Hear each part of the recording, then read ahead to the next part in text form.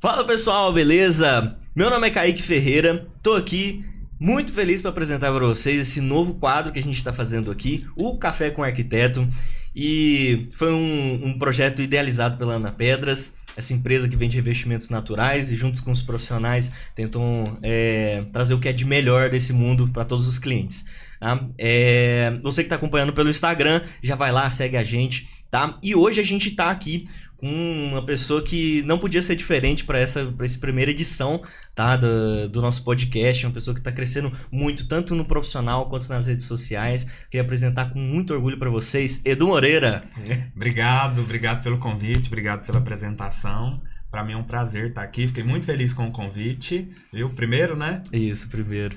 Então vamos iniciar esse quadro aí com chave de ouro, se Deus quiser, com uma conversa bem bacana. Com certeza.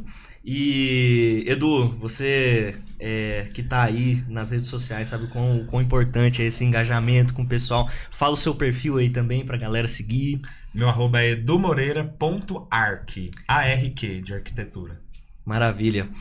E Edu, assim, a gente marcou essa conversa aqui realmente nesse formato um pouco mais diferente, né? A gente tá acostumado só nos stories ali, né? O cara a cara com o celular, e aqui é um pouco diferente, né? Aqui a pressão é maior. Acho que Sim. eu nunca tive tanta câmera me filmando aqui. A gente é acostumado a ficar ali só com o celular, né? Sim. Fazendo as selfies. Sim, aqui é um pouco mais... Mas vamos lá, já tô me soltando aqui. Maravilha. E assim, é a primeira experiência nossa com o podcast. Eu tô me mexendo muito, mas tá bom. É a primeira experiência nossa aqui com o podcast, e a sua também, né? Sim, primeira vez.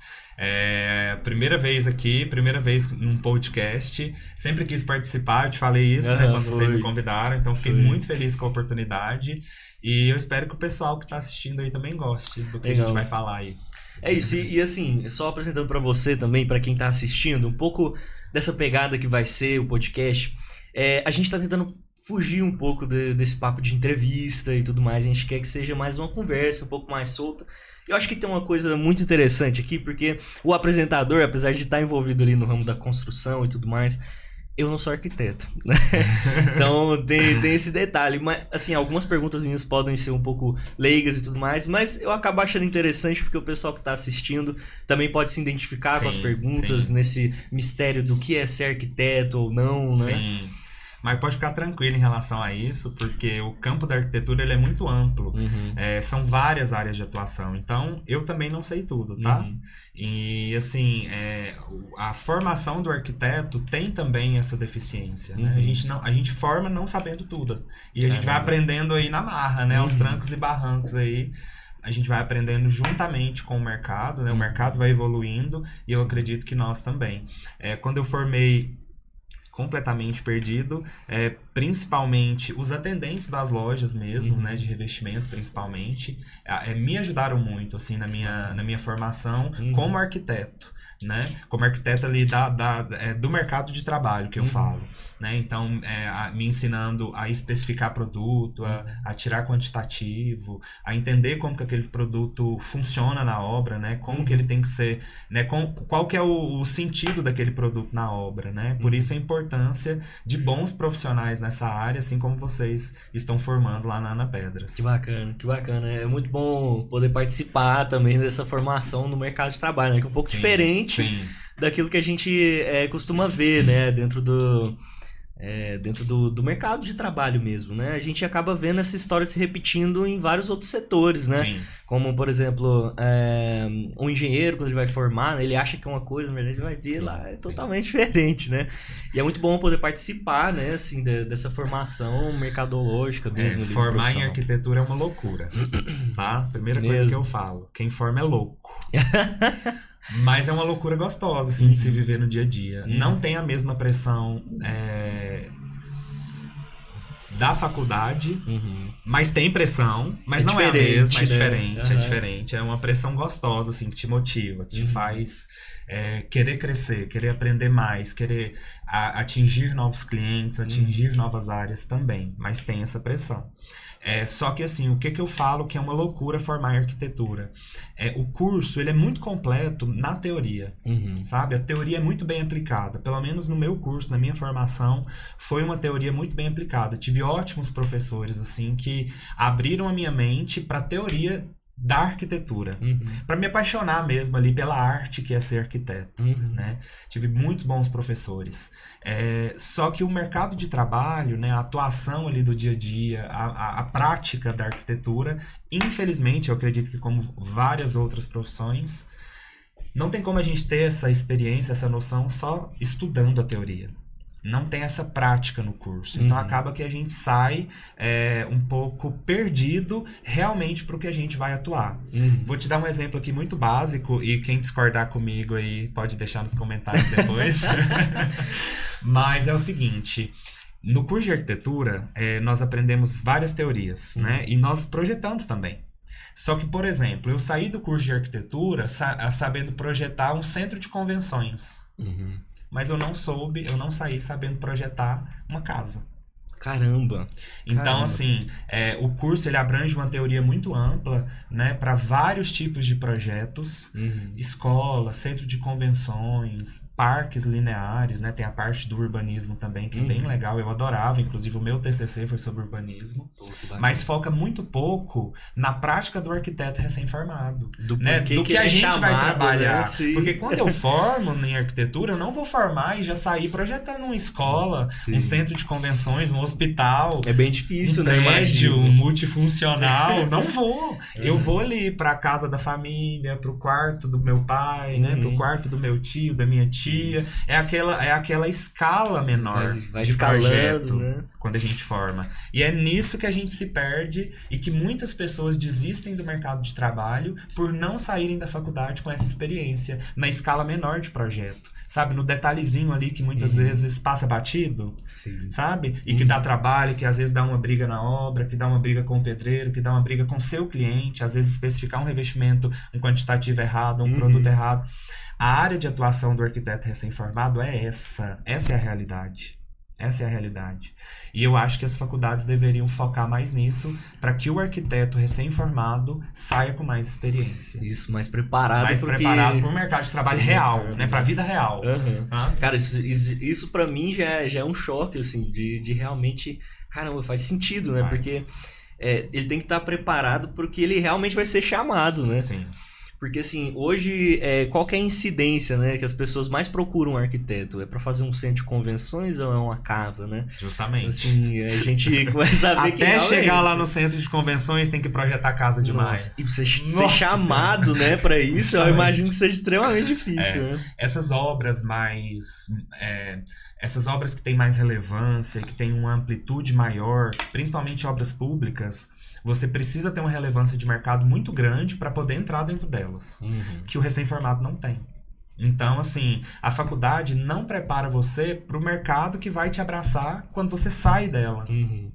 Que é o mercado ali da escala menor, da casa, às vezes uma sala comercial, né, um projeto comercial, uma escala um pouco menor. Essa vivência mesmo de projeto em faculdade nós não temos. Né? Caramba. Bem complicado. Caramba. E assim, Edu, falando até um pouco sobre isso, eu imagino que tenha, assim, eu fiz faculdade também e a gente sempre entra na faculdade com a visão de mundo, né? Sobre, o que eu quero fazer, o que eu não quero. Você até citou o urbanismo, né? Hoje, quando você lembra do Edu lá atrás, a sua visão sobre a arquitetura tá diferente, tá mudada? Ou não é a mesma, só que um pouco mais madura? O que você acha sobre isso? Que pergunta profunda, hein? Começamos bem. Sim. Olha, é uma visão de mundo mais madura, mas eu acredito que seja o mesmo, assim, o mesmo Edu. Eu acredito até que quem conviveu comigo na faculdade, ou até mesmo antes da faculdade, saiba, assim, que eu sou a mesma pessoa, sabe? Encontro alguns amigos ainda no mercado de trabalho, tenho bons amigos até hoje, assim, da época de faculdade, que a gente troca muito, né, muita vivência aí da profissão. Então eu acredito que a minha perspectiva de mundo sobre arquitetura seja a mesma. Porque eu foquei na área que eu sempre quis, assim. Eu sempre quis projetar casas. Sabe, assim, eu nunca almejei outra área na arquitetura, sabe? É até engraçado falar, porque, assim, quando eu decidi fazer arquitetura, que foi lá no meu ensino médio, eu só decidi fazer arquitetura porque eu já projetava casas. Caramba! Só que no The Sims. Aí é diferente. Muito bom, muito bom. Como que veio esse start pra falar assim, cara, o que eu quero fazer é construir casa. Eu não sabia que... Eu não entendia que essa era a profissão do arquiteto, tá? Assim, eu não tinha dado um nome ainda pra profissão. Mas eu adorava The Sims, quem não, né? Mas assim, eu adorava The Sims. Só que a forma que eu jogava The Sims era um pouquinho diferente. Do que as outras pessoas costumavam. Eu entrava no The Sims, construía a casa e saía. Caramba. Porque o meu prazer ali era construir a casa e decorar ela. Sabe, assim, eu não jogava com a família muito, assim, Sim. eu tinha preguiça. Tipo, a parte prática ali do jogo, que é realmente o que o pessoal gosta, que é, tipo assim, pegar o personagem e tal. Mas aí esse start veio quando, uma vez, o meu irmão, ele me chamou e falou assim, faz uma casa aí pra minha família que eu não tô conseguindo fazer, tá muito feia a minha casa. E as ruas ficam tão bonitas, né? E ali despertou em mim essa coisa. Cara, eu acho que eu já tava ali no ensino médio, eu acho que eu vou fazer isso, eu vou construir casa. Veio o start nesse dia que o meu irmão pediu pra eu construir uma casa pra ele no The Sims. Caraca. E o seu irmão também tá nesse mercado também. Ele tá nessa área, ele tá na área da engenharia, engenheiro civil, que tá legal. aí também. E aí... Quando começou a parte do ensino médio, né, de fazer o teste vocacional, aí veio, né, para as áreas da criatividade ali. Eu sempre fui uma criança muito criativa, né? Sempre gostei dessa questão de fazer teatro na escola, de desenhar, sempre gostei. E aí saiu arquitetura lá. Só que na minha cabeça, ó a polêmica aqui agora, hein? Na minha cabeça, quem fazia a casa era o engenheiro, né? Eu acho que muita gente acredita nisso. Isso é interessante. A questão do projeto em si, da parte criativa, da parte estética do projeto, né? Lógico que os engenheiros fazem também, mas a formação para ser feito é do arquiteto. A formação é nossa.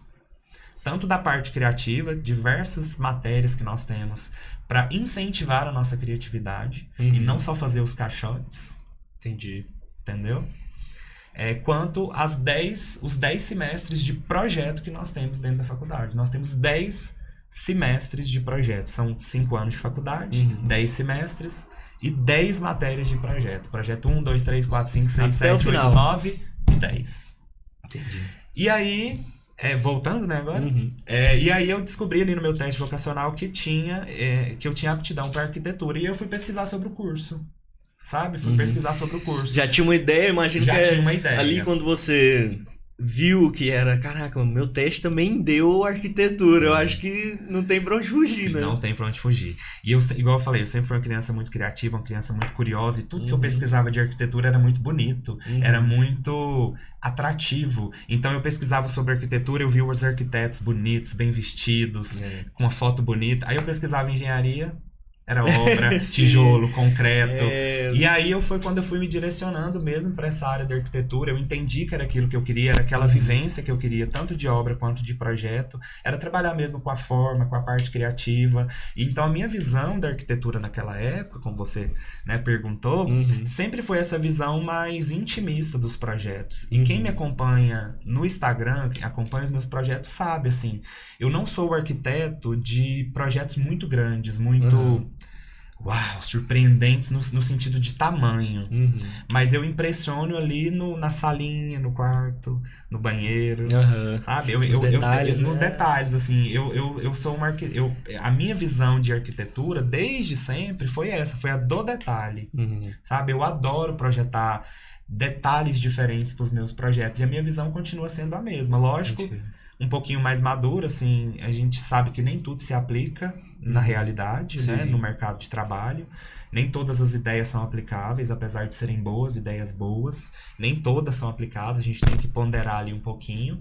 Mas eu acredito que desde quando eu decidi fazer arquitetura, durante o meu curso e agora pós-formado, a minha visão seja a mesma. Que bacana, assim, a gente vê isso muito em você, né, e eu acho que é muito bonito essa coisa de, cara, aquele mesmo sentimento que eu tinha lá atrás, eu cultivei ele, né, e trouxe ele aqui, porque a gente sabe o tanto que é dolorido a gente ter que ressignificar alguma coisa, né. Assim, eu me sinto muito sortudo. Uhum. Esse sentimento que eu cultivei lá no The Sims, de projetar a casa pra família morar, a escala menor do projeto, eu consegui entrar nesse nicho no mercado de trabalho. Eu sei que muitas pessoas não conseguem chegar lá, sabe? Lógico que tem fatores que são favoráveis, que eu tive, alguns fatores que foram favoráveis, mas também teve muito esforço, sabe? Eu consegui chegar lá por esforço próprio. Imagina. Assim, eu me orgulho muito de falar que eu não venho, assim, de família rica, eu não venho, assim, de família que me deu as oportunidades no sentido de montar um escritório pra mim, me dar um carro pra andar pra atender o meu cliente, me dar grana pra investir num computador bom. Eu não tive, assim, foi tudo um passinho de cada vez, na raça mesmo, totalmente na raça. E eu acredito que eu tô chegando lá, não cheguei ainda aonde eu quero, tá? Tenho muitas coisas para conquistar ainda. Bacana. Mas eu cheguei lá, aonde eu sempre sonhei, com muito esforço. Bacana. E Edu, assim, a gente vê até no seu perfil, nas coisas que você posta e tudo mais, que realmente esse seu contato com o pessoal nas redes sociais é um negócio diferente. Né, assim, a gente vê que realmente é uma atenção, que nem você falou, você é um cara muito detalhista, então até nas redes sociais a gente vê esse cuidado com os detalhes, né? Sim. E pra você, o quanto você acha que isso te ajuda no dia a dia, as redes sociais, as coisas que você posta, nesse ramo de arquitetura, assim, que... Me corrija se eu estiver errado, mas eu não vejo tantas pessoas compreendendo isso ainda, né? Que, tipo assim, isso pode ser uma ferramenta. Ah, sim, ó. As redes sociais atualmente dentro do escritório são responsáveis por 90% dos clientes que a gente atende. Caramba. 90%. Muito. E 10% ali é indicação.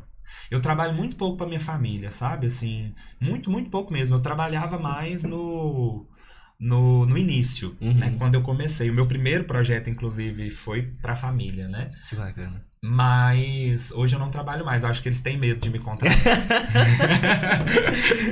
Nem fazem orçamento comigo. Olha, você vê, Falo cara. mesmo. Enfim, mas assim, vamos lá falar sobre as redes sociais. Eu tenho muito talento, eu acredito. Eu não tenho vergonha de falar isso, assim, não tenho medo também de acharem que seja soberba, sabe? Porque eu acho que a primeira pessoa que tem que se valorizar sou eu. É você, seu maior fã, sim. Eu sou o meu maior fã. E meus amigos sabem disso, assim, eu sou a pessoa que namora os meus projetos. Então, assim, eu me pego namorando o meu Instagram, vendo o meu feed, olhando os meus projetos, vendo o que eu posso melhorar, vendo qual post deu mais engajamento ou não e por quê. Eu sou o meu maior fã, sabe? Eu acho que é por isso que eu estou tão ativo nas redes sociais até hoje. Porque quando você não se admira, quando você não gosta de se assistir, de se ouvir principalmente, é um problema, quem né? vai querer? Quem vai gostar? Entende? Se você não se cativa, como que você vai cativar outras pessoas? Primeiro ponto é esse. E o Instagram foi fundamental pra mim, porque quando eu formei, eu não tinha projetos, né? Todo mundo forma sem ter projetos. E aí o meu avô me convidou pra poder... Me convidou, tá? Não me contratou. O meu avô me convidou pra fazer a casa deles, né? Dele e da minha avó. Eles moraram a vida inteira numa única casa.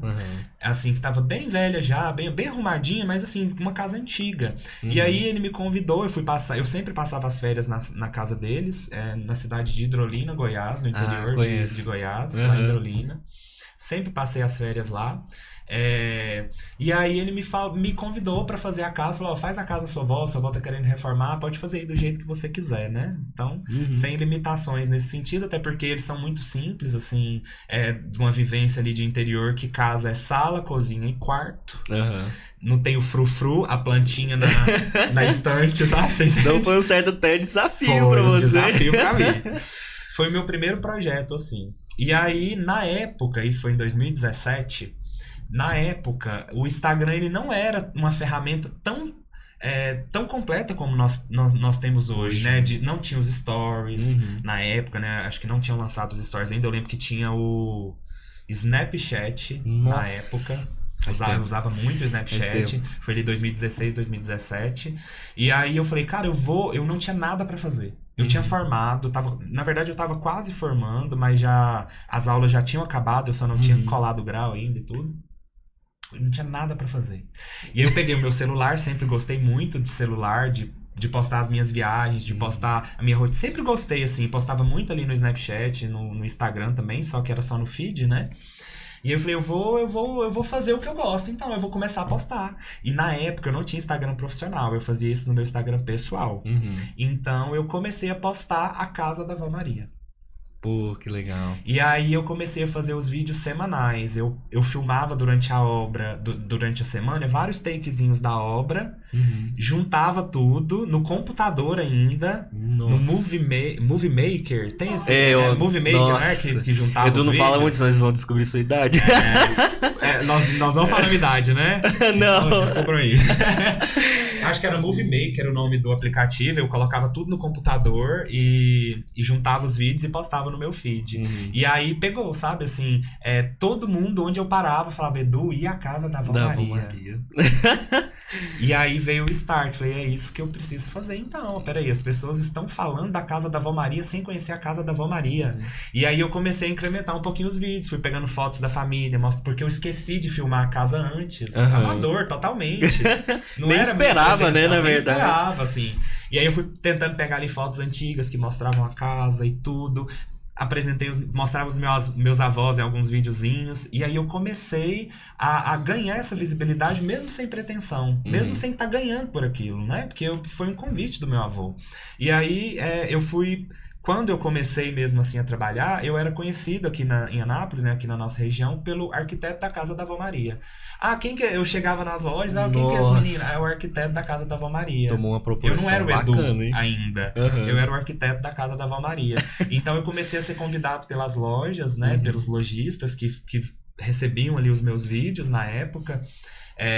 E aí eu comecei a ser convidado por um café, eu comecei a ser convidado por um coquetel, para conhecer a loja. E eu fui pegando experiência nesse sentido de interiores através dessas visitas nas lojas, que foi muito importante para mim. Entendi. Então sabe? foi, cara, uma abertura de portas. Aprender a fazer um incrível, quantitativo. Né? Eu não sabia fazer um quantitativo de revestimento, o que precisava ter de informação ali. Tudo isso foram os lojistas que me ensinaram. Agradeço muito aos lojistas daquela época.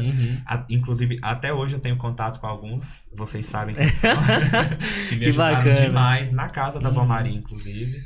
E aí foi assim que começou o Edu no Instagram.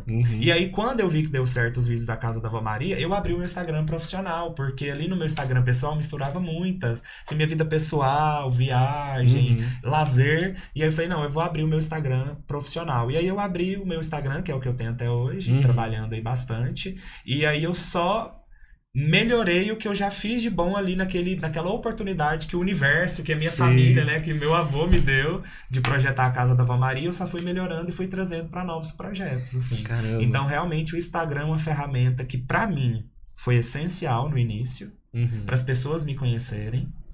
E hoje ainda é essencial para conseguir atrair clientes que só a indicação não atrai. Não supre, né, essa supre. demanda. A indicação é muito boa. Sabe? Só que você precisa passar uma credibilidade.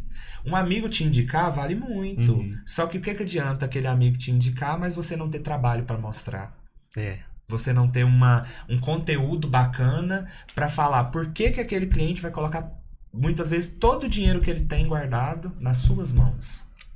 E o Instagram, através do meu trabalho que eu mostro ali, de relatos de clientes, né, de depoimentos de clientes, da obra pronta, dos vídeos ali da obra pronta, é o que me dá esse alcance, independente se seja indicação ou se a pessoa vem organicamente ali pelo Instagram. Entendi. Então, pra mim, hoje é uma ferramenta, assim, fundamental. Caramba, vários pontos, né? Sim. Que as redes sociais lá no começo te ajudaram, né? E que vai ter abertura me ajudaram demais mesmo. E assim. tomara que tenha uma parte 2 aí, né? Vai que Por tem. favor.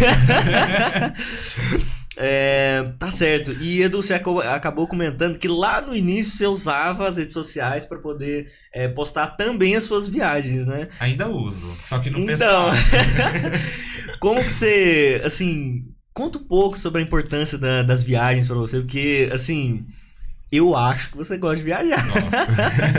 Então, fala um pouco mais pra gente, até como maneira de inspiração, assim, que eu imagino que você acaba esbarrando nisso, né? Sim.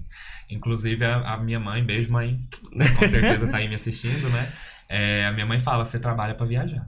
É isso. Por enquanto é isso, né? Ainda não tenho uma família formada, então provavelmente quando eu tiver eu vou trabalhar para, né, suprir a minha família, as necessidades da minha família. Com certeza. Mas assim, eu gosto muito de viajar porque o mundo ele me abre a mente para muitas coisas, assim. E eu não tô falando agora só assim da forma, que é o que eu trabalho como arquiteto, né? A forma física ali do meu projeto. Lógico que as viagens traz é uma relevância muito grande para você entender que existem outras formas no mundo, além daquelas que você vê na sua faculdade, que as pessoas te ensinam, ou aquele traço reto que muitas vezes você aprendeu a fazer. Então, assim, quando você viaja, você descobre uma curva, você descobre um balanço, você descobre uma forma diferente que dá para fazer uma janela. Cara, eu nunca pensei numa janela torta, por exemplo. Eu já vi muito aí para fora. Então, assim, as experiências que eu tenho em viagem com obras de outros arquitetos me formam como um arquiteto. Caramba. E aqui eu não tô falando de cópia, não é isso.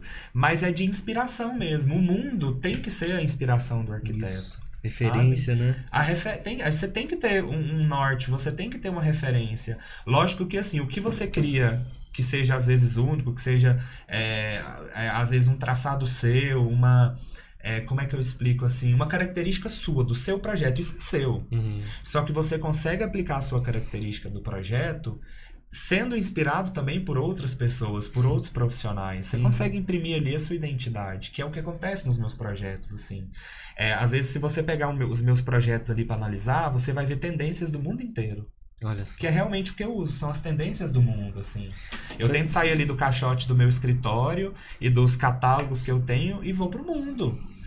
Tem as referências ali mundiais, assim, né? De estética, do que tá, né? Das cores que estão sendo usadas, das formas que estão sendo usadas, mas tem a minha identidade. Então isso faz parte do estilo do Edu mesmo, assim, né? No seu processo criativo, que a gente vai falar um pouquinho mais pra frente, mas faz parte isso, né? Pegar as referências que você...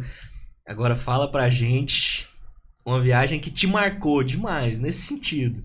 No sentido de arquitetura? Isso. Olha, não é uma arquitetura que eu uso, mas assim, todo mundo que conversa, que tem uma oportunidade de conversar comigo sobre viagem, sabe disso. Inclusive, tem uma arte disso na parede do meu escritório, então quando o meu cliente chega, a primeira coisa que ele vê é uma pirâmide.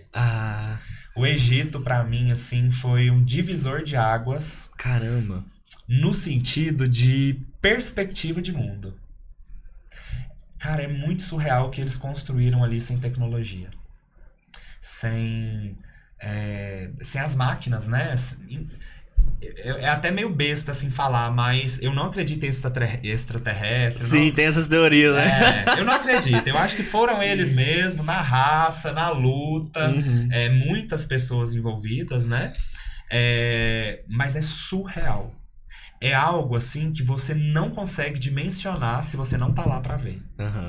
A hora que eu cheguei nas pirâmides, e quando eu falo do Egito, eu não tô falando só das pirâmides. As pirâmides são de menos, assim. É muito impressionante, mas é o de menos do que eles têm ali pra te mostrar em relação à construção, sabe? Sem tecnologia. Mas quando eu cheguei ali embaixo das pirâmides, assim, no pezinho dela, e a pedra da base da pirâmide era quase o dobro da minha altura. Meu Deus! Eu fiquei assim, eu fiquei sem reação, assim, eu não conseguia fotografar, eu não conseguia filmar, eu não conseguia falar, porque eu falei, gente, como que essa pedra veio parar aqui? Como que eles empilharam aquilo? Surreal, eu não tenho resposta, tá? Então quem tá aí querendo uma resposta, eu também não tenho essa resposta. Mas assim, é surreal. E a dimensão de tudo, assim, tudo que você vai lá, tudo que você visita lá, é uma escala muito grande em relação ao ser humano. É muito grande. Não tem nada pequeno, não tem nada baixinho, não tem nenhum pé direito simples lá no Egito, nada. É tudo muito grande, é tudo muito grandioso, como majestoso, né? Majestoso, como era o Império na época, né?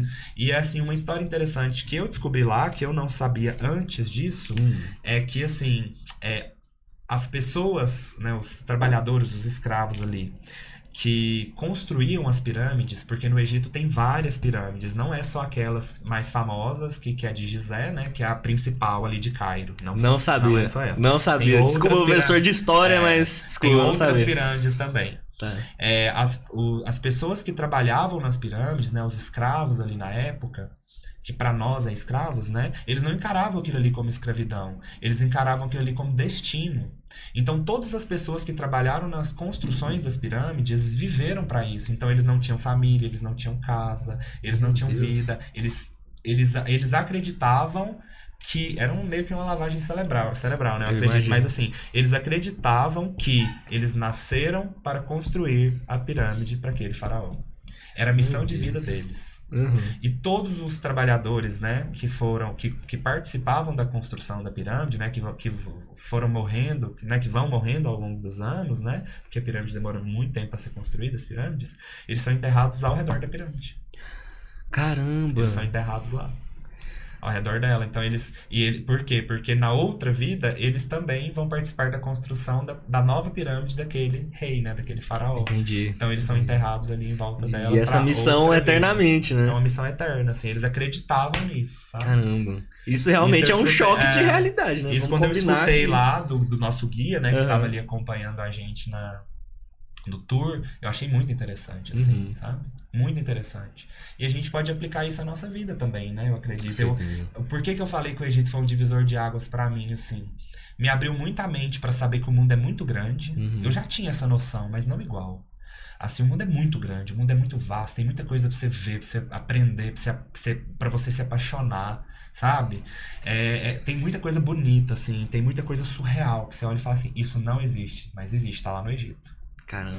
Aquelas estátuas gigantescas, assim, que você fica um grãozinho perto delas, assim, de tão grandes que elas são. Mas por que foi um divisor de águas pra mim? Como que a gente pode aplicar isso na nossa vida, assim? Por que impressiona? Porque as pessoas dedicaram a vida por aquilo. Quem construiu as pirâmides, quem construiu os monumentos, as estátuas, acreditava que aquela ali era a missão de vida delas. E isso em tudo que a gente vai fazer na vida tem que ser assim, né? Eu, como arquiteto, eu acredito que a minha missão de vida é ser arquiteto. Eu tô trabalhando para isso. Eu quero ter outra profissão? Eu não quero ter outra profissão. Eu acredito que eu nasci para ser arquiteto e vou morrer sendo arquiteto. Entendi. Uau. Então, eu acredito que, assim, como essa é a minha meta de vida, né? É o meu caminho, eu tô focado. Caramba, uau, isso é uma baita lição mesmo. Sim. E eu acho que você falou um negócio muito importante também, que é essa procura pelo diferente, né? E achar em diversos lugares do mundo esse diferente que pode trazer coisas novas para aquilo que você já faz, né? Sim. E eu imagino também que quando você está na tratativa com o cliente, eu acho que todo mundo tem, eu vou chamar de dor, mas talvez nem seja uma dor, uma necessidade, né? De ser diferente, né? De ser único, né? E hoje você leva essas viagens também como forma de trazer esses projetos com uma forma única para esses clientes também, né? A gente tenta, né? Porque às vezes o cliente não facilita. Já fica aí a mensagem. Já fica aí a mensagem. Às vezes o cliente não facilita. Infelizmente, o mercado da arquitetura, principalmente em Anápolis, é um mercado de gente que tem a mente muito fechada, assim. Pro cliente que eu falo mesmo. Então, o cliente ele chega com aquela referência e aquilo que ele quer. Mesmo que seja igual, tanto faz. É uma luta imprimir a sua identidade copiando algo. Mas muitas vezes não tem o que fazer. É aquilo que o seu cliente quer. Você vai perder o cliente? Você vai perder aquele orçamento? Aquela oportunidade. Não tem como. Entende? Então, assim, a maioria dos meus projetos hoje, eu consigo imprimir a minha identidade e fazer o que eu quero. A maioria. Por quê? Porque o meu cliente me procura porque ele quer um projeto meu. Exatamente. Isso que eu tô achando legal. Mas isso não é de um tempinho só pra cá, tá? Então, assim, as referências desse cliente são os meus próprios projetos. E o cliente, ele tem tanta confiança em mim que ele fala, Edu, manda bravo. Confio. Aí eu me divirto. Entendi. Entendi. Aí eu trabalho feliz. Nossa, e na hora que chega a referência sua ainda, e ainda minha, aí eu trabalho feliz. Mas ainda tem aquele cliente que chega com referências, que chega com 10 pastas de referência, coloca ali na mesa e fala assim, é isso aqui que eu quero. Você consegue fazer? Aí a gente engole a saliva e fala, consigo. Que desafio, mas mesmo assim, ainda bem que você é um arquiteto detalhista, dá né? pra dar uma pinceladinha ali no diferencial, uma coisinha ou outra, mas infelizmente, assim, o mercado ainda é de mentes muito fechadas da casa padrão de condomínio, sabe? Com a porta grande, a sala de pé direito dupla, a janelona na fachada, tem demais. E pra convencer o cliente de que aquilo ali não é o mais bonito que existe no mundo, é muito difícil. Só se ele já andou por aí e viu que existem outras belezas já tem no mundo. essa cabeça aberta, Sim, né? já tem essa cabeça aberta. As viagens me ajudaram muito nisso, de entender que existem outras estéticas que também são muito bonitas, apesar de não serem convencionais aqui para nossa região. E eu tento trazer muito isso nos meus projetos, sabe? Essa estética, mas se eu pudesse escolher hoje, eu seria um arquiteto 100% brutalista. Entendi. 100%. Eu trabalharia com concreto e com o aço. Entendi. É o que me diverte. É o que eu sinto prazer em fazer. Já tem algumas casas nesse estilo. Lá no meu Instagram tem algumas, mas tem algumas vindo aí no próximo ano que vai, impactar. Já fica aí. Já fica aí o spoiler. É uma coisa aí. Muito forte. Muito forte. Mas, infelizmente, não é algo que é comum aqui na nossa região, né? Que é essa arquitetura mais brutalista, assim. Também pelo alto... Pelo alto valor que é para executar, né? Mas principalmente pela escassez de mão de obra. É o pior. Inclusive, a gente tá com um projeto lá no escritório de um cliente que eu queria fazer toda a casa dele em estrutura metálica, né? E aí ele trouxe para mim uma dor dele de outra obra que ele já acompanhou, que a laje soltou da estrutura metálica. Então, é realmente uma escassez de mão de obra de qualidade. Essa falta de conhecimento, você acha, técnico da mão de obra para executar esse tipo de cena. Sim, totalmente. E trazer de fora é muito caro, né? Então não é viável também pro cliente. Edu, então, a conversa aqui, a maior parte das suas respostas já responde essa pergunta que eu vou fazer agora, mas a gente não pode deixar de fazer aqui porque também é uma oportunidade de você estar falando para as pessoas. Sim. O que faz um cliente hoje falar assim, cara, porque arquitetura, você falou, é bem extenso e é bem concorrido, assim, é bem desafiador nesse sentido. O que faz o seu cliente falar assim, não, eu quero o Edu? Cara, eu vou ser bem sincero pra você. É uma pergunta que é difícil de responder, tá? É muito difícil de responder. Por que é difícil de responder? Porque eu ainda não encontrei a resposta. Isso é profundo. Isso é bem profundo. Eu ainda não encontrei a resposta. Eu converso com muitas pessoas assim do mercado de trabalho, né, dos arquitetos, principalmente o pessoal que formou ali comigo na minha época, próximo de mim, na minha sala também. E eles falam, Edu, você deu certo, cara. Eu falo, dei. Por quê? Porque, né, é um mistério, né, de fato. Não é um mistério, assim, teve trabalho, óbvio. Com certeza. Noites em claro, assim como na faculdade, mas eu não sei o porquê. Qual foi o ponto, né, de ignição? Eu não sei ali. onde eu acertei. Essa é a questão, assim, eu não sei onde eu acertei. Se é só a beleza do projeto? Eu acho que não, porque tem projetos muito bonitos por aí, tem tanta gente talentosa, gente que não tá trabalhando, que não tem cliente, que eu conheço, que tem talento, que eu queria estar empregando hoje, você entende? Eu não tenho condição de empregar todo mundo ainda, mas que eu queria estar empregando é gente talentosíssima, até mais que eu, que não tá trabalhando. Então, é só o projeto bonito? Não é. Entendi. Não é só o projeto bonito. Mas eu acho que seja o conjunto do Edu. Assim, eu tenho uma... Eu sou muito franco com o meu cliente, sabe? Eu sou muito sincero com ele. Desde a primeira reunião, eu sou muito sincero. E eu trago o cliente para dentro da minha casa, né? Então, assim, o meu escritório ele fica dentro da minha casa. Pô, então, legal. Eu acho que é esse conjunto do Edu. É o fato de eu saber me comunicar. É o fato de eu saber responder o meu cliente. É o fato de eu saber agradar ele. Eu sei o que ele quer ouvir. Atender expectativas. É esse feeling que você aprende com a experiência. De saber o que cada cliente quer ouvir. O que muita pessoa erra, assim, é achar que todo cliente é igual. Eu vejo muito isso. E não é. Não é igual. Você pode atender 10 clientes querendo fazer uma casa do mesmo tamanho no mesmo condomínio. As 10 casas serão diferentes. Porque cada cliente tem a sua realidade familiar, né? Sua realidade de rotina, enfim. Uma perspectiva de vida, né? Uma perspectiva diferente de vida também. E um budget diferente também, que é o que conta muito. Então, assim, nenhum cliente é igual. Uhum. Então, eu tenho esse feeling, que eu acredito que seja um ponto muito positivo, de saber o que o meu cliente quer ouvir. De não ser uma coisa também engessada. De saber tratar ele, você entende? Uhum. De saber tratar ele, assim. De pesquisar sobre a vida dele. Uhum. A primeira coisa que eu faço quando um cliente pede orçamento pra mim é seguir ele no Instagram.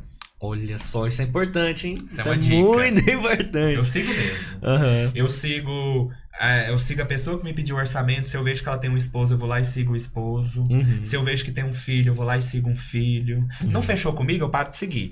Mas... Tem esse detalhe.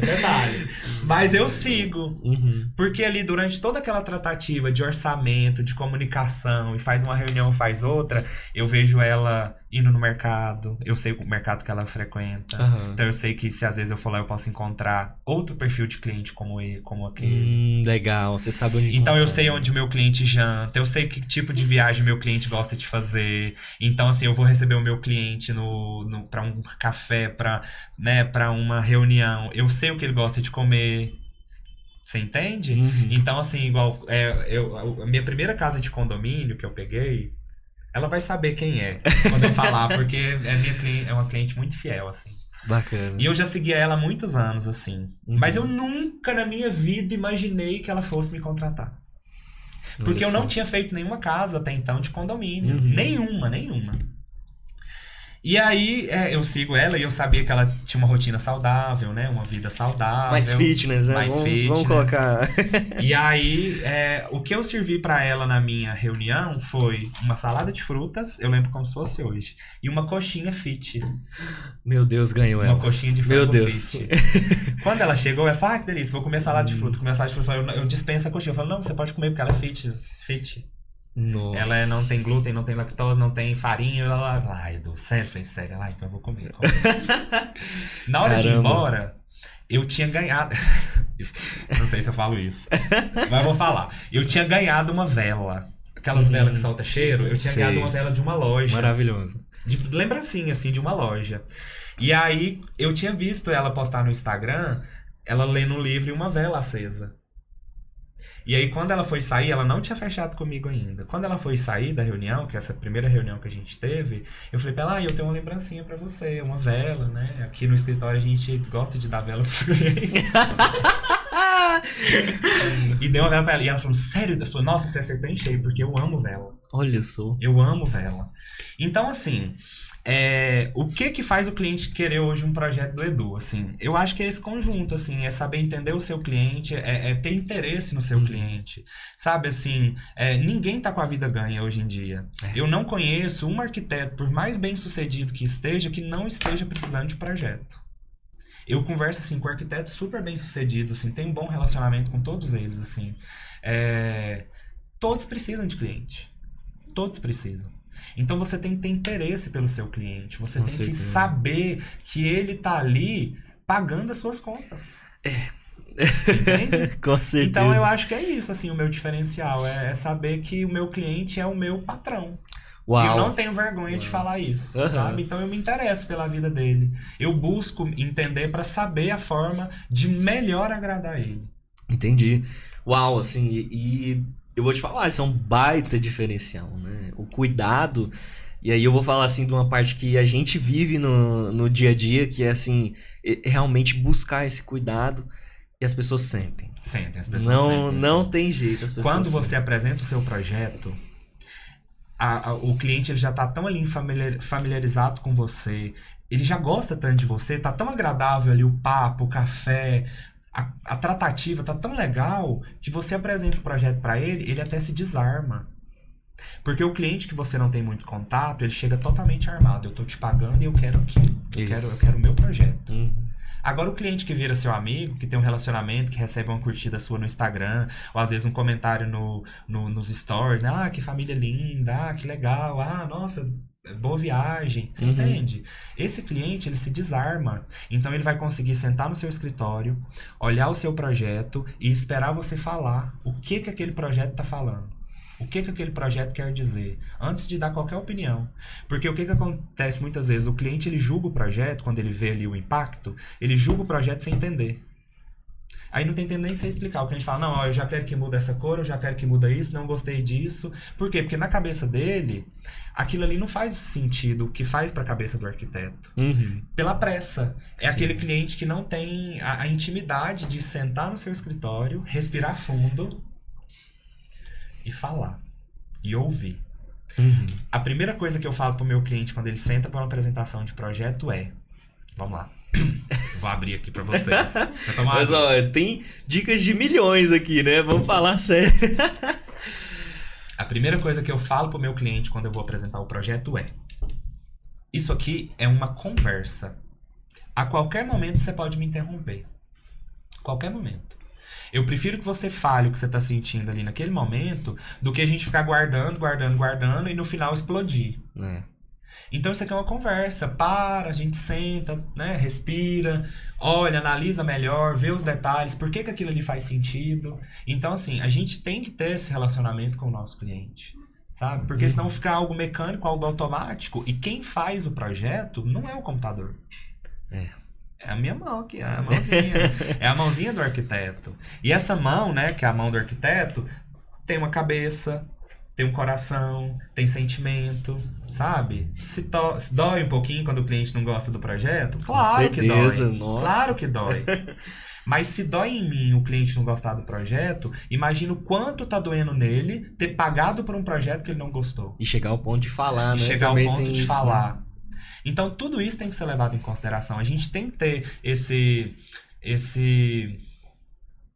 essa sensibilidade de entender o ser humano que tá ali vendo o projeto, da mesma forma que o ser humano que está vendo o projeto tem que entender o ser humano que fez.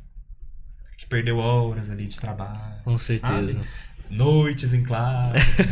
Que apostou tudo ali naquele projeto. Com certeza. Então tem que ter esse entendimento de ambas as partes. Com certeza. Isso faz total diferença. E esse alinhamento de expectativa serve também para sair um pouco daquela coisa industrial, engessada, né? E perceber que, na verdade, é um processo completamente orgânico, né? Totalmente. Feito por mãos humanas. Totalmente. Mente humana. Totalmente. Né? Então a gente vê muita inteligência artificial por aí, né? Sim. Mas, na verdade, esse é um serviço completamente orgânico. Sim. Né? Eu acredito muito nisso, assim.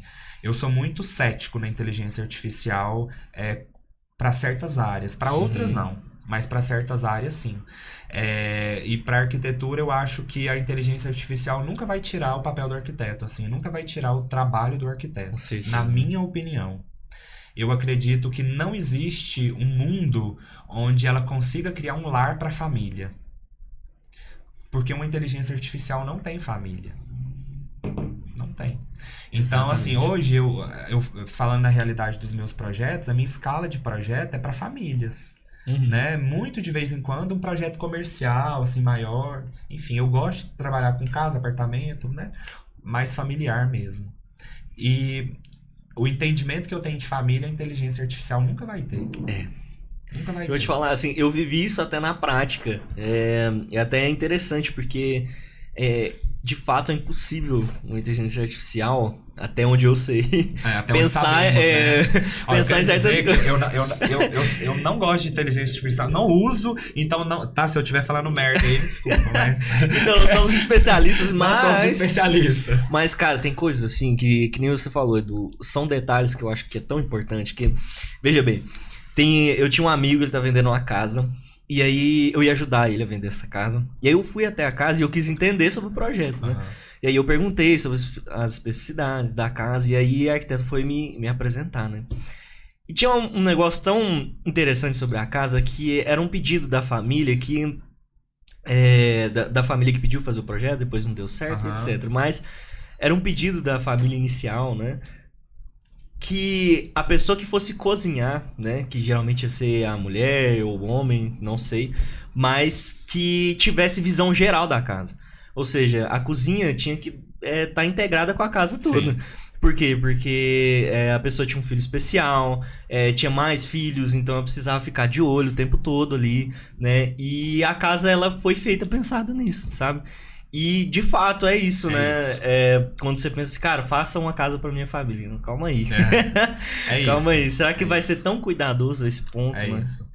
O nosso briefing, inclusive, hoje do escritório, ele tem quase 100 páginas, assim, que o cliente responde ali. É fundamental você entender a realidade ali do cliente, a dinâmica de vida dele e principalmente o que ele gosta de fazer, o que ele gosta de ser, sabe? Então, assim, tem cliente que é pai e ama ficar com o filho. Então não tem como você projetar um ambiente que não vai acolher um pai com um filho. Você entende? Agora tem o cara que você projeta uma casa de 500 metros quadrados, ele é solteiro. É uma realidade completamente diferente. Sim, são coisas muito distintas. Então, né? assim, você tem que analisar. Quando você vai fazer um projeto, você precisa analisar o cliente. Muito além de analisar lote, insolação, ventos dominantes, você precisa analisar o seu cliente. Sabe? Verdade. E na minha opinião, é o que uma inteligência artificial nunca vai conseguir alcançar. Como que a gente chegou nesse assunto mesmo? Não faço ideia. Mas muito bom. Muito bom, caramba. Muito interessante, né? Sim. Isso de como esse tato humano ele ainda é essencial, né? Sim. Principalmente pro lugar onde a gente vive todos os dias. Com certeza. E, Edu, então, vai pra uma parte que eu gosto pessoalmente muito, que é a parte de ser empresário. Se eu tivesse que dizer um diferencial do Edu que faz as pessoas fecharem com ele, além de tudo isso que você já falou, eu diria que é o fato do quão você sabe ser um bom empresário. Te falo por quê. Essas noções de tato, de realmente ter esse contato com o cliente, saber o que ele come, onde ele vai, isso tudo é uma coisa que, quando a gente fala de experiência comercial, é algo que... Cara, parece que é nato seu mesmo, sabe? Então, acho que... Obrigado. Acho que isso também diz sobre nível de organização da sua empresa, né? O que você oferece de estrutura para atender seus clientes. Eu acho que isso tudo é um baita diferencial, né? Para as pessoas poderem estar fechando. Então, meus parabéns. Obrigado. e outra... Agradeço a análise. Às vezes é bom ouvir de fora, né? Assim, é muito bom saber que vocês têm essa visão, assim. Sim. Fico muito feliz. Sim, e além de tudo isso que a gente conversou, né? Que eu também acho que é um baita diferencial. E falando sobre ser empresário, Edu, assim, o que você acha que... Cara, tudo deve ser desafiador, né? Eu acho que no momento daquela sua escolha lá atrás de ser arquiteto até agora, é desafiador. No começo da conversa você falou que existem várias áreas que o arquiteto pode galgar ali, né? Por que você escolheu ser, além de arquiteto, um empresário? Olha, eu nunca gostei de ser mandado. Legal. Nunca. Esse é o primeiro ponto, assim. Eu sempre fui o filho que enfrentou. Mas por quê? Por que não? Por que eu não posso? Você entende? Sim. Eu sempre fui de muita opinião. A minha opinião, ela me levou para 2 caminhos que eu fui muito feliz a minha vida inteira. O primeiro deles são os estudos. Eu sempre fui um bom aluno. Assim, eu sempre fui uma criança, um adolescente, um jovem que teve a opinião que eu precisava estudar. Eu precisava estudar. Sempre. Então, eu sempre tive essa opinião forte de que eu precisava estudar. E por quê? Porque eu sabia que a inteligência que eu adquiri ali no estudo me permitia ter diálogo com as pessoas. E principalmente com os meus pais. Sabe? Assim, eu sempre fui o filho do diálogo. De falar, de questionar, de tentar entender. Mas estamos passando uma dificuldade financeira. Mas por quê? Por que eu não posso comer isso? Por que você não pode comprar aquilo pra mim? Por que eu não posso usar o tênis do meu amiguinho, igual do meu amiguinho? Procurando já ter essa noção. Né? Eu sempre tive essa noção, eu sempre tive essa opinião forte. Eu queria saber o porquê, sabe? Igual, por exemplo, na escola chegava, eu sempre fui um aluno mais simples, né? Sempre estudei em escolas boas porque meus pais sempre priorizaram o estudo, porque para a realidade dos meus pais, para os filhos que eles tinham, compensava. Compensava ali, às vezes, tirar um conforto, uma viagem de férias para poder manter os filhos numa escola particular, porque a gente gostava de estudar. Os 3 filhos dos meus pais. A gente amava estudar. Pô, então, legal. foi assim um investimento realmente que valeu a pena. Tanto é que hoje meu pai tem um filho médico, meus pais, né? Tem um filho médico, um arquiteto e um engenheiro. Caramba. Então, assim... O hospital vai sair aí, daqui a pouco. Justamente. Então, assim, eu sempre fui de muita opinião, pra começar. Muito. E a segunda vertente da minha vida foi a religião, né? Então, assim, eu sempre fui uma pessoa de muita fé, de muita opinião ali no que eu acreditava, e isso me fez crescer muito na igreja, no sentido de influenciar pessoas. Legal. Então, a minha primeira forma de influenciar pessoas foi na igreja.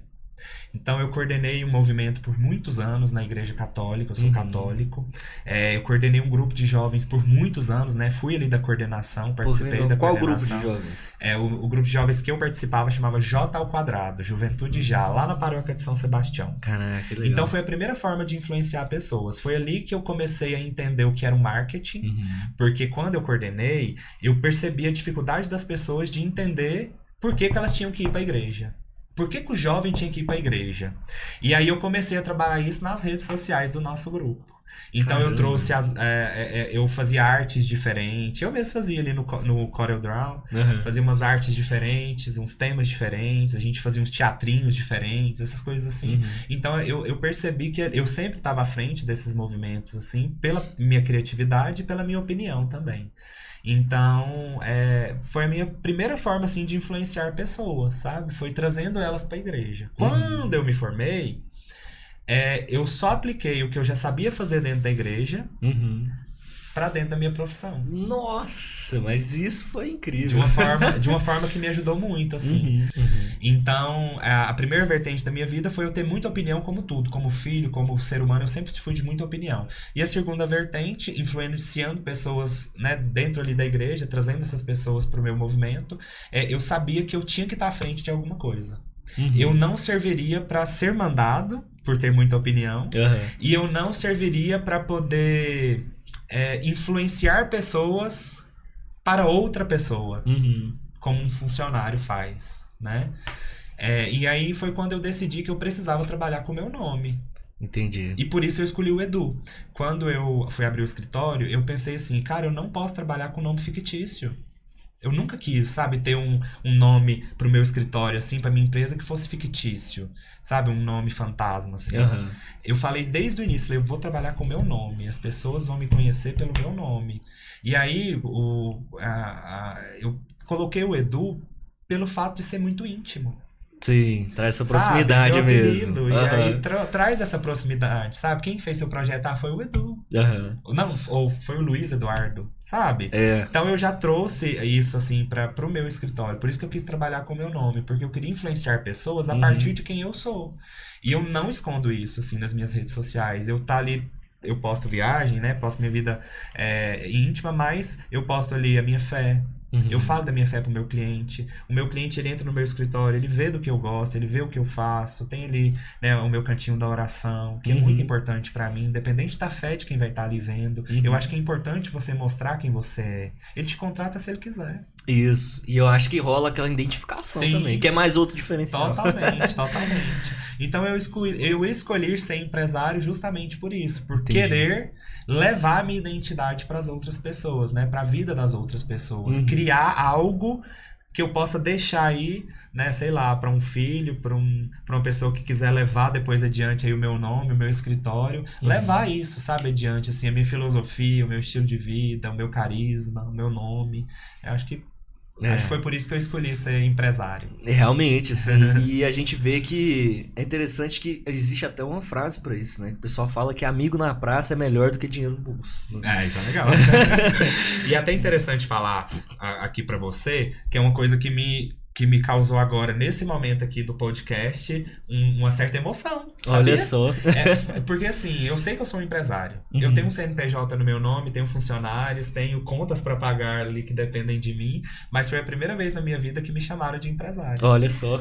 E aí agora caiu a ficha. Que bacana. Agora caiu a ficha. Bacana, e um baita empresário, viu? Diga-se de passagem. Obrigado.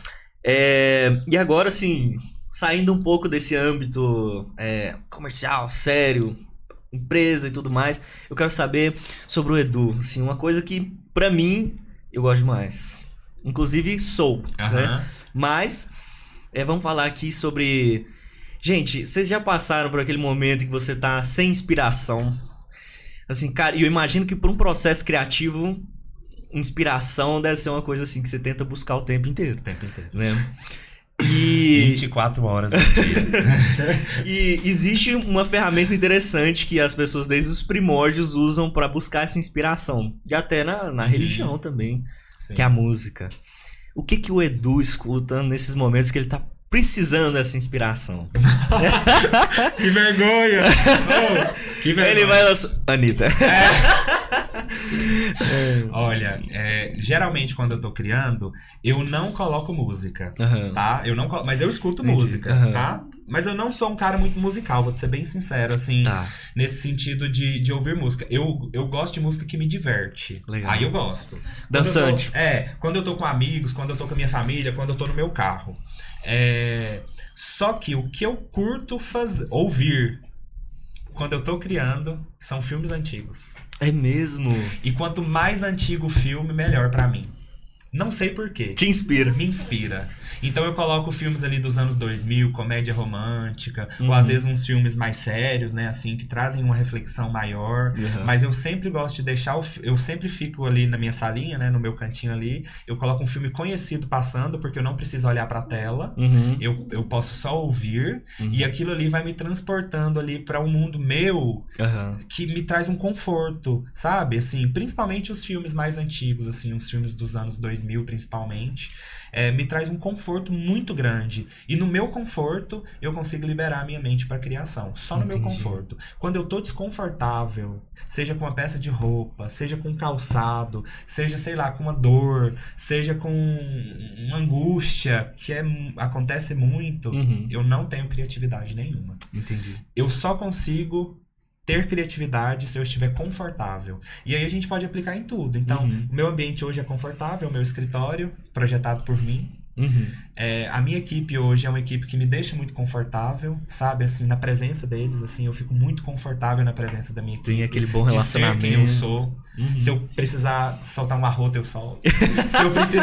Se às vezes estou escutando uma música ali e quiser cantar, eu canto pessimamente. Eu canto na frente delas. Você entende? Então eu preciso estar confortável para eu ser criativo.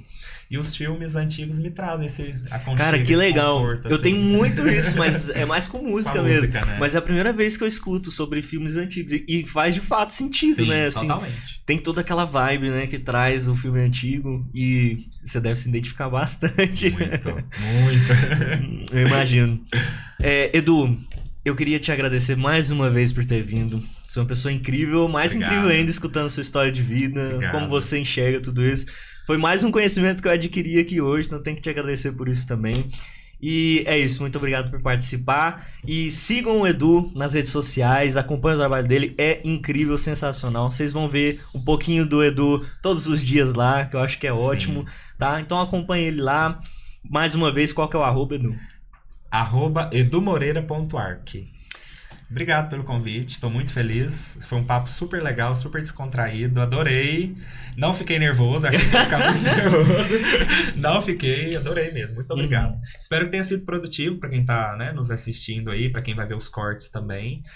Eu acredito que o que a gente falou aqui possa, às vezes, trazer um ânimo, né? Para alguém também que esteja aí, com certeza, às vezes desanimado com o mercado. Sim. É possível para todo mundo, nada é impossível, né? Existe um mundo, né? Existe um mundo aí. Existe. Mas fico muito feliz com o convite de poder transmitir um pouquinho do que eu acredito, do que eu sou, do que eu quero, né? Às vezes é muito difícil transmitir isso ali na correria do dia a dia, né? A gente posta o projeto, posta a obra e é isso. Mas ter essa conversa assim mais aberta, falar um pouquinho também da vida pessoal é muito importante. Sim. Tanto para mim, para pôr para fora, é meio que um desabafo também. Sim. Mas muito importante também pro meu cliente que já me contratou, pros clientes que querem me contratar, de saber realmente um pouquinho mais do que eu acredito e do que podem esperar de mim. E então, é até interessante, você falou uma coisa que eu costumo transmitir também pra todo mundo que trabalha junto comigo, que é essa questão de, cara, não existe essa separação entre pessoal e profissional. Não mesmo. Existe um senso comum que diz, né, ó, sua casa é sua casa, aqui é aqui. Sim. Não, eu acho que as coisas elas se costuram com muita facilidade até. Sim. Né? Então, assim, pô, se eu tive uma briga em casa, como que eu vou chegar feliz no trabalho, né? Com certeza. Então, assim, eu acho que tudo tem, né, o ser humano é um negócio muito complexo, né? Totalmente complexo. É um conjunto de coisas muito únicas, né? Sim, eu acredito nisso que você falou. Eu acho que não tem como separar o Edu CPF do Edu CNPJ. Não tem como. Só que eu acho que tem uma forma que é muito eficaz de se organizar. Óbvio que a gente não pode trazer tudo da nossa vida pessoal pro nosso trabalho, senão não vai funcionar, mas a gente também não pode levar todo o nosso trabalho para dentro da nossa casa, para dentro da nossa vida pessoal, senão também não vai funcionar. Então eu costumo fazer uma analogia, que eu sempre faço isso, que é organizar a nossa vida como se fosse uma caixa. Né? E aí essa caixa tem ali todas as separações dela. Então eu vou colocar pedacinhos da minha vida em todos os repartimentos ali daquela caixa. E sempre que eu precisar acessar, eu vou lá e acesso. Então, por exemplo, se eu tô com o meu cliente e ele compartilha comigo que ele tá passando por uma situação ruim, às vezes com a esposa ou com filho, ou que tá difícil, porque acontece do cliente se abrir muitas vezes com você, eu vou ali na minha caixinha e acesso o que eu tenho de melhor em relação à minha família. E aí eu consigo, às vezes, dar uma palavra trazer de conforto para aquele cliente. Pô, isso é legal. Né? Isso é bastante. Ou às vezes, se uma funcionária minha tá ali passando por um momento difícil, seja financeiro ou seja pessoal, eu vou ali na minha caixinha e eu consigo pegar o que tem do Edu ali para aquela pessoa e dar para ela o que eu posso dar de melhor. Ou então, se eu precisar ser o Edu Durão, que eu sou também, viu, gente? Não é só bonzinho, não, calma aí. Eu consigo guardar tudo dentro dessa caixa, fechar e fazer o que tem que ser feito. Entendi. Que bacana. E eu acho que isso é uma coisa muito bonita também, que eu acho que você traz também dessa experiência sua na igreja, que é a questão da empatia, né? Totalmente. E quanto o mundo tá precisando disso, né? E é bom saber que você traz isso pro seu trabalho também. Sim, totalmente. Faço muita questão. É isso. Edu, muito obrigado mais uma vez. Se deixar, a gente fala aqui até o dia inteiro. Gente, muito obrigado para todos vocês que acompanharam. Sigam a Ana Pedras também nas redes sociais. O @ é anapedras_go. Sigam lá, vocês vão ver muita coisa bonita, muita coisa bela. E também esse contato que a gente tá tentando se inspirar aí até no Edu, trazer um pouco mais dessa coisa mais próxima. Em breve teremos novidades. Novidades. Um negócio muito forte. Muito forte. Vem aí. Vem aí. Mas é isso, pessoal. Um grande abraço. Obrigado a todos vocês que acompanharam e até mais.